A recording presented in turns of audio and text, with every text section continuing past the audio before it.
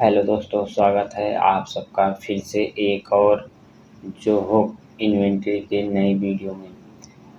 आज हम लोग इस वीडियो में सीखेंगे कि जोहो इन्वेंटरी में परचेस कैसे किया जाता है। जोहो इन्वेंटरी में आइटम परचेस किस प्रकार से किया जाता है। पिछली वाली वीडियो में हम लोगों ने सीखा था जो आइटम नेम हमने बनाया था उसको डिलीट करना या उस आइटम नेम को एडिट करना। तो आज की इस वीडियो में हम लोग सीखेंगे कि जोहो इन्वेंटरी में आइटम परचेस कैसे किया जाता है। तो चलिए वीडियो को शुरू करते हैं और देखते हैं। सबसे पहले मैं अपने गूगल क्रोम को ओपन करूंगा और इसमें टाइप करूंगा Zoho inventory. Zoho inventory type करने के बाद इंटर प्रेस करेंगे। उसके बाद ये जो सबसे पहली वाली वेबसाइट आ रही है इस पर क्लिक करूंगा तो इस वेबसाइट का कुछ इस प्रकार से इंटरफेस आएगा। उसके बाद मैं यहाँ पर क्लिक करूँगा एक्सेस जोहो इन्वेंटरी पर। तो जोहो इन्वेंटरी का जो डैशबोर्ड है वो ओपन हो जाएगा। पिछली वाली वीडियो में हम लोगों ने आइटम नेम बनाया था जो कि यहाँ पर अभी शो हो रहा है।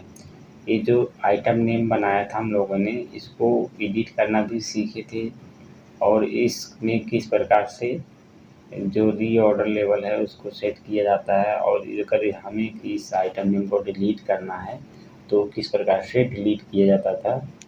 तो ये सब हम लोग पिछली वाली वीडियो में सीख चुके थे। तो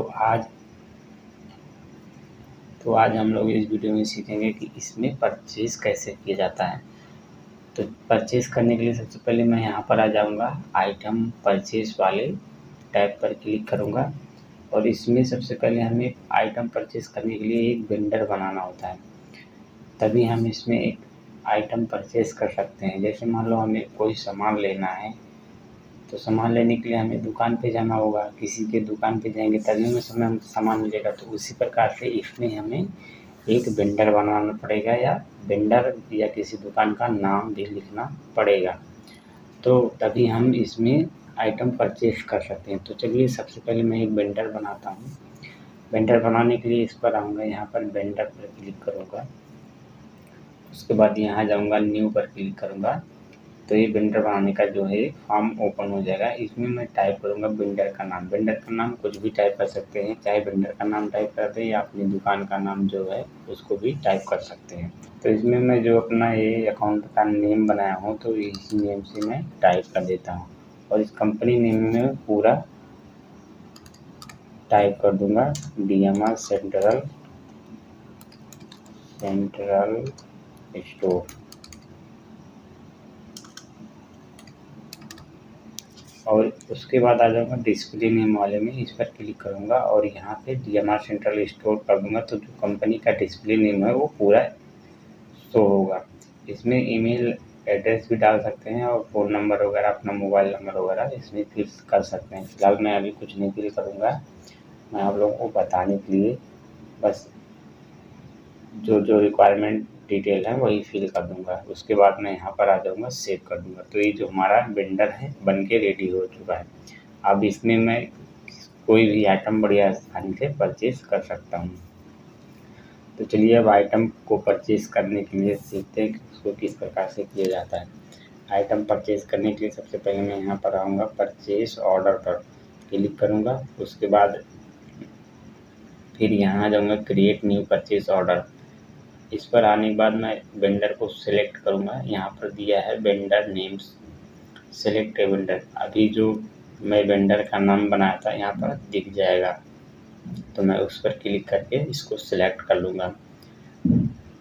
फिर उसके बाद डिलीवरी एड्रेस, इसमें मुझे कुछ नहीं फिल करना है, ये सब मुझे ऐसे ही ब्लैंक ही मैं छोड़ दूँगा। उसके बाद मैं नीचे आ जाऊँगा, यहाँ आइटम टेबल, यहाँ हमें जो आइटम परचेस करना है उस आइटम का नेम लिखेंगे। इसमें मैं क्लिक करूँगा, जो मैं आइटम नेम बनाया हूँ वो सारा आइटम नेम यहीं पर शो हो जाएगा। अगर शो नहीं होगा तो जब मैं जैसे उस आइटम नेम को टाइप करना स्टार्ट करूँगा तो उस आइटम नेम का नेम यहाँ ऑटोमेटिक ही आ जाएगा। अभी जैसे मैं इसमें क्लिक करता हूँ, हमारे पास जितने भी आइटम नेम है उसकी सभी लिस्ट यहाँ पर आ चुकी है। जो भी आइटम नेम नहीं दिख रहा होगा उस आइटम नेम को मैं यहाँ पर अगर टाइप करूँगा तो उसका जो पूरा डिटेल है वो आ जाएगा। जैसे मुझे अभी लाइट परचेज़ करना है तो मैं जैसे लाइट को लिखूँगा तो यहाँ पर आ जाएगा। इस पर मैं सेलेक्ट कर लूँगा और उसके अगले वाले सेल में इसमें जो है इन्वेंटरी एसेट ही रहेगा। अब कितनी क्वांटिटी हमें चाहिए इस क्वांटिटी को मैं यहाँ पर डालूँगा। जैसे मुझे चाहिए 80 पीस, इसका जो है रेट ये कितने रुपए के हिसाब से मिलेगा हमें, तो इसका रेट भी मैं एक रैंडम रेट डाल देता हूँ। जैसे इसका रेट मैं डाल देता हूँ 280 रुपये। अब इसका जो टोटल अमाउंट है वो ऑटोमेटिक यहाँ पर आ जाएगा। जैसे इस वाले सेल में मैं क्लिक करूँगा तो इसका रेट जो है जो इसकी क्वांटिटी है और रेट जो ऑटोमेटिकली मल्टीप्लाई करके यहाँ पर टोटल दिखा देगा। तो इस प्रकार से इसमें परचेस की एंट्री किया जाता है। तो चलिए मैं दूसरा आइटम लेता हूँ। अभी जैसे मुझे लेना है कॉपर का थिम्बल लेना है तो इस पर मैं क्लिक कर दूँगा। उसके बाद कितनी क्वांटिटी चाहिए हमें, ये हमें चाहिए 50 पीस। 50 पीस यहाँ डाल देता हूँ और इसका रेट एक थिम्बल का क्या रेट है, मैं ऐसे कोई रैंडम नंबर डाल देता हूँ। जैसे एक थिम्बल का रेट है 25 रुपये, तो 25 रुपये के हिसाब से 50 पीस का कितना होगा तो यहाँ पर ऑटोमेटिक उसका टोटल हो जाएगा। और कोई जैसे आइटम करना हो तो दूसरे वाले आइटम को सिलेक्ट करके मैं यहाँ पर सिलेक्ट कर लूँगा और इसको कितना क्वांटिटी चाहिए इसकी क्वांटिटी भी मैं यहाँ पर डाल देता हूँ। जैसे चाहिए मुझे 20 पीस और एक का रेट मैं डाल देता हूँ जैसे 40 रुपये, तो ये ऑटोमेटिक यहाँ पर टोटल हो जाएगा। इतना कर लेने के बाद मैं अब यहाँ आगे आ जाऊँगा और इसमें मुझे कुछ डिटेल वगैरह फिल नहीं करनी है। उसके बाद मैं यहाँ पर करूँगा सेव एज ड्रॉप पर। सेव एज ड्रॉप पर कर लेने के बाद ये जो हमारा है परचेस की एंट्री मतलब कि हो चुकी है। सेव एज ड्रॉप करने के बाद कुछ इस प्रकार का दिखेगा। अब इसमें हमें इस आइटम को क्या करना है, रिसीव करना है। तो इससे सबसे पहले मैं इस पर रिसीव करूँगा। अब रिसीव करने के बाद यहाँ पर दे रहा है परचेस रिसीव। परचेस रिसीव वाले पर हम यहाँ पर जैसे हमारा रिसिप्ट का नंबर होता है उसको डाल सकते हैं। तो यहाँ मैं 001 करके डाल दे रहा हूँ। उसके बाद मैं यहाँ पर आ जाऊँगा save as receive. Save as receive पर करूँगा तो ये आइटम हमारे पास जो है रिसीव हो चुका है। अगर हमें इसका बिल वगैरह बनाना है तो इस पर मैं करूँगा कन्वर्ट टू बिल पर कर दूंगा तो इसका जो है बिल बन जाएगा। अब यहाँ पर मैं जैसे बिल नंबर इसका डाल सकता हूँ। जैसे बिल नंबर मैं डाल दे रहा हूँ 2, बिल नंबर 2 डाल करके अब इसको क्या करना है सेव एज ओपन कर दूंगा। तो ये जो आइटम है ये अब हमारे परचेस ऑर्डर में आ चुका है। इतना मतलब कि जब हम इस आइटम को परचेस कर लिए हैं तो इसको देखने के लिए सबसे पहले मैं जाऊँगा परचेस ऑर्डर में। परचेस ऑर्डर में ही देखिए अभी इस वाले डेट में मैं जो आइटम परचेस किया हूँ यहाँ पर आ चुका है। अब इस पर मैं क्लिक करूँगा तो यहाँ से मैं देख सकता हूँ क्या क्या आइटम हमने परचेस किया है। जैसे अभी मैंने ये 3 आइटम परचेस किया तो यहाँ पर ये 3 आइटम का नाम शो हो रहा है। तो इसमें इस प्रकार से परचेस किया जाता है।